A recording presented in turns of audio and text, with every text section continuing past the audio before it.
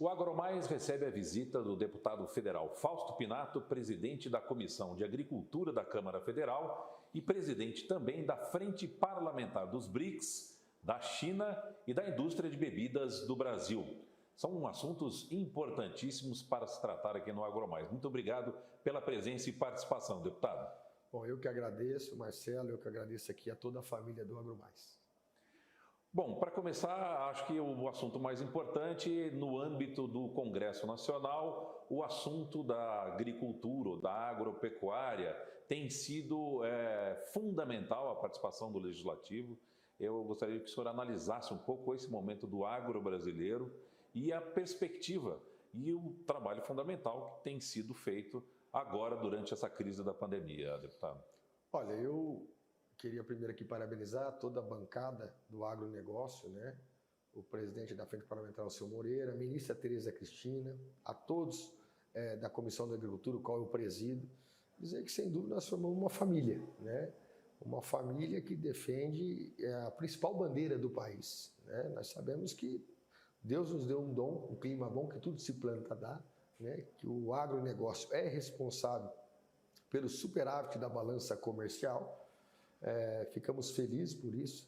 Estamos num momento de dificuldade, mas a gente vê de forma crescente, né? E a tecnologia nossa praticamente sendo pedida por vários países, né? Então a gente costuma criticar muito o Brasil, mas o Brasil tem a Embrapa, tem tantos outros segmentos, as associações dos produtores, cooperativas, né? Cooperativas que de certa forma formaram aí, né, um clã de cooperação, onde, de certa forma, nós conseguimos hoje ser uma grande referência mundial em termos de segurança alimentar. Esse é o assunto estratégico para as próximas décadas, especialmente. Posição do Brasil num clima tropical, nos trópicos, né? É uma posição muito privilegiada. Quais medidas a Câmara tem procurado estabelecer para garantir essa posição de destaque para o Brasil nesse âmbito do agro, deputado? Olha, nós praticamente trabalhamos de forma unidas, né? Nós, às vezes, temos lá a oposição que briga muito pela questão da agricultura familiar, né? Temos os grandes agricultores que, às vezes, são defendidos por alguns deputados ligados a grandes empresários, mas, no final da conta, sempre há um consenso, porque, independente do pequeno, do médio, do grande, todos eles produzem, todos eles plantam, todos eles colhem, né? E tem espaço para preencher, né, esse vácuo interno e o vácuo externo também das exportações. Então há um consenso, há um clima de urbanidade nesse sentido. E a ministra Tereza Cristina, né, vem fazendo um grande trabalho, né, tentando abrir novos mercados, né, nesse sentido. O presidente Alceu Moreira também com várias pautas propositivas no sentido de tentar melhorar o financiamento, o seguro, enfim, tentando aprimorar essa questão, né? E nós, a Comissão de Agricultura, tudo aquilo que foi de importância para o nosso país e que vai de encontro ao agricultor, né, ao agronegócio, nós aprovamos todas as medidas necessárias que possam, de certa forma, potencializar ainda mais a questão de produção do agronegócio.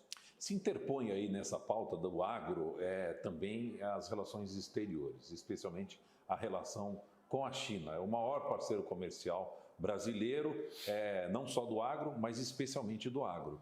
Como é que o senhor tem visto essas relações entre o Brasil e a China?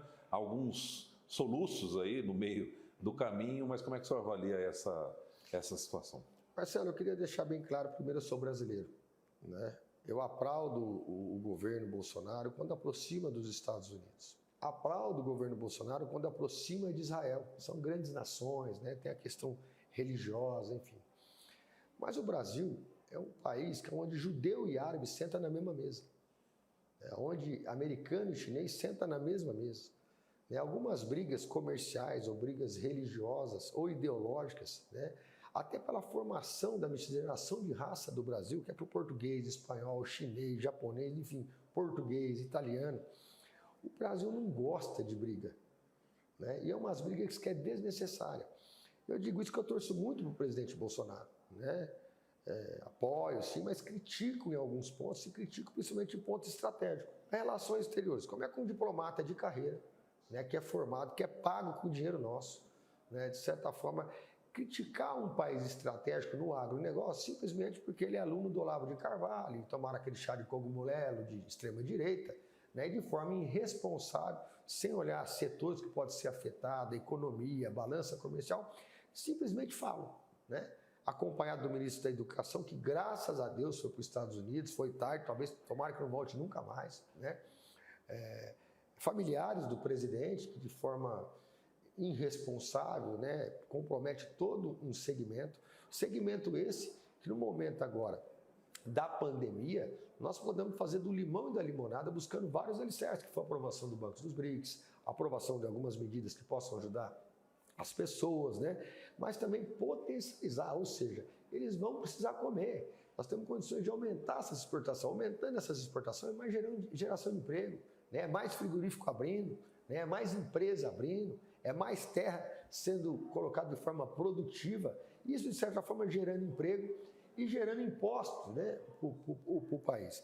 Então, eu acho que essa super ideológica, falo isso que eu já falei para o presidente, ela atrapalha o governo desde o começo. Ora ataca os militares no governo, ora ataca o Congresso Nacional, ora ataca por atacar. Se um canal de televisão faz alguma crítica pontual, como é o caso de vocês, né, o Datena defendeu muito o presidente e tal, aí faz uma crítica pontual, já vira inimigo, já vira comunista, vira inimigo do povo, né? Mas, infelizmente, os poderes não se acovardam, alguns deputados como eu não se acovardam, não tem medo de robô, né?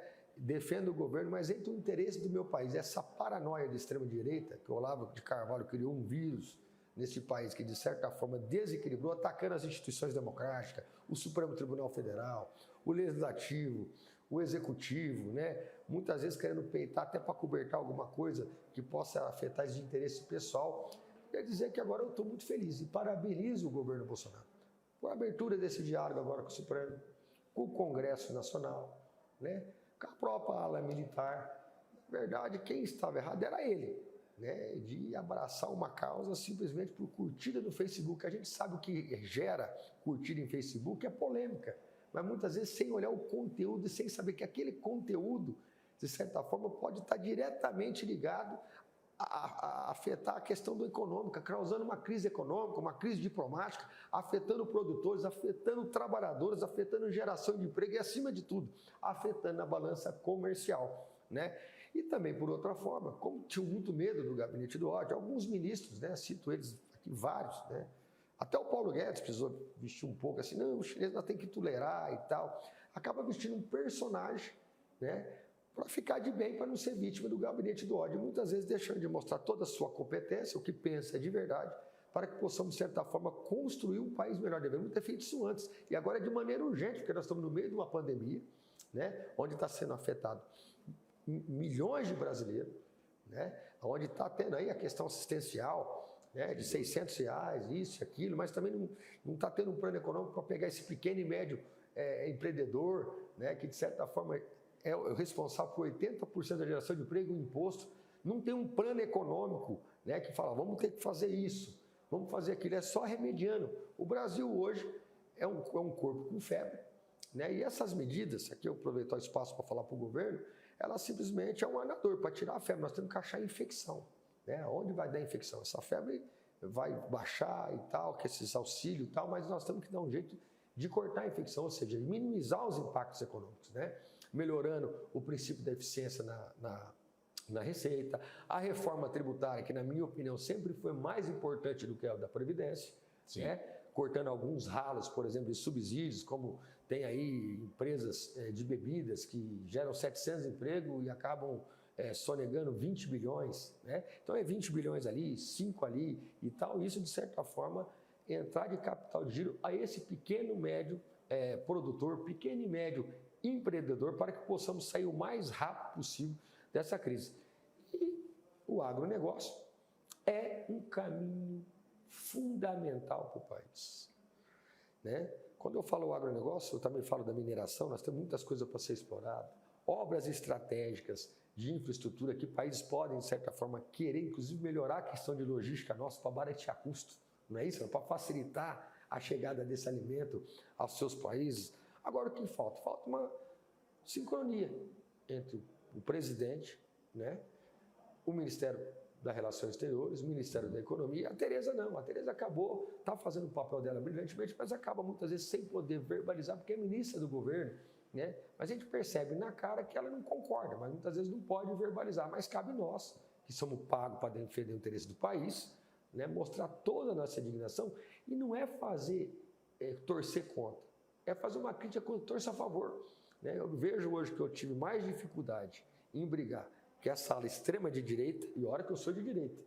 né, do que brigar com a oposição. Quer dizer, nós mesmo criamos mais confusão entre a ala reformista, liderada por essa ala olavista, né, o qual o presidente está refém, ou pelo menos estava, porque agora, com a chegada do Supremo, questão de fake news, parece que todo mundo colocou a viola no saco, né, e falar que esse é o caminho do diálogo, é o caminho do entendimento, porque agora é hora de uma trégua, de todos nós dar as mãos, né? Às vezes nós somos reformistas, mas nós concordamos em 9 pontos, nós discordamos, você é meu inimigo? Não, vamos fazer os 9. Claro. Né? É um avanço, não criticar, perder tempo, porque num ponto é contra. Então, eu acho que é um momento de serenidade. Infelizmente, poderia ter começado isso há um ano atrás, nós estaríamos muito mais avançados, né, nesse sentido. E outra, em política internacional, se é monarquia, se é esquerda, se é direita, se é comunista, pouco importa. Nós precisamos saber quem compra do nosso país, quem ajuda a gerar emprego e, acima de tudo, quem, de certa forma, consegue, de certa forma, manter a balança superavitária. Não podemos agir com coração aqui, né? Nem com ideologia. Nós temos que agir com razão, olhando os dados da economia e da balança comercial.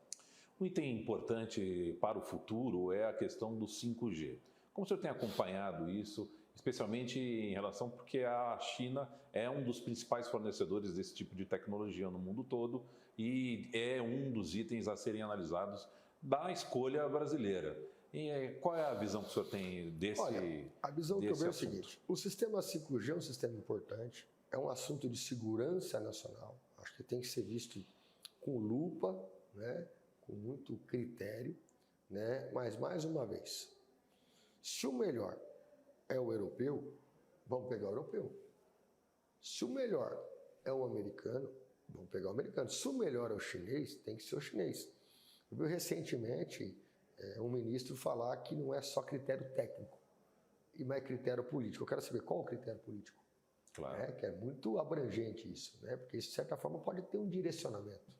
Não é isso ou não? Agora, eu acho que a Câmara dos Deputados do Congresso Nacional, tendo em vista ainda que está sendo se curando devagarinho, né, essa ala super ideológica, acho que o Congresso Nacional, o presidente Rodrigo Maia, o presidente Davi Alcolumbre, juntamente com o Poder Judiciário Supremo, nós temos que, de certa forma, estar monitorando isso para que não tenha preferência nem para americano, nem para europeu, nem para chinês. Mas qual que é o melhor para o país? Qual que gera melhor resultado para o país? Com quem que vai investir melhor? Como é compra de caça, como é compra de equipamento. Agora, se tivesse uma questão ideológica, eu já sou contra. Agora, o que a gente percebe é que muitas vezes tem uma tendência só de puxar o saco daqueles que não dão resultado para o país, né? Dá até a impressão que, eu vi um dia para lá que tinha espião chinês, dá até a impressão que estão sendo remunerados, dá até a impressão que estão tendo alguma questão que nós não sabemos, né? Uhum. Nesse sentido, é mais fácil falar que os filhos do presidente ou o próprio presidente é espião americano do que falar que aqueles que defendem a parceria com a China são espião chinês, né? Então, quer dizer, não pode duvidar da inteligência, e queria dizer mais uma vez, tem pessoas como eu que são meio parecidos com o Bolsonaro, né? Eu não tenho medo de cara feia e não tenho medo de embate. Entre o interesse desse ou daquele, eu fico com o interesse do meu país, dou a quem doer. Se ficar provado que os americanos têm uma tecnologia melhor, que é melhor para o país, eu sou o primeiro. Não é que eu sou o presidente da Frente Parlamentar, agora eu não posso aceitar, né, de certa forma, que se façam preconceitos, né, simplesmente com verbalizações sem conteúdo, sem critérios técnicos, né, nesse sentido. Agora, a questão 5G é importante para o país, questão de critério nacional, mas tem que ser critério técnico e que beneficie o país, político não.